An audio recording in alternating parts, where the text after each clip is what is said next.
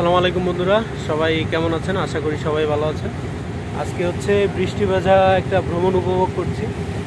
ইচ্ছা ছিল আমরা সুন্দরবনের গহীনে ঢুকবো, সুন্দরবনের ভিতরে যেই ছোটোখাটো একটা এরিয়া দেওয়া আছে করমজল যেটাকে বলে। দুর্ভাগ্যবশত আজকে ওখানে পারমিশন নেই, যার কারণে আমরা সুন্দরবনের গা ঘেঁষে ছোটো একটা নদী চ্যানেল গেছে আর কি, ইসের জঙ্গলের ভিতরে, সেই দিকে আগাচ্ছিলাম। ভাই আর একটু সামনে যাওয়া যাবে না?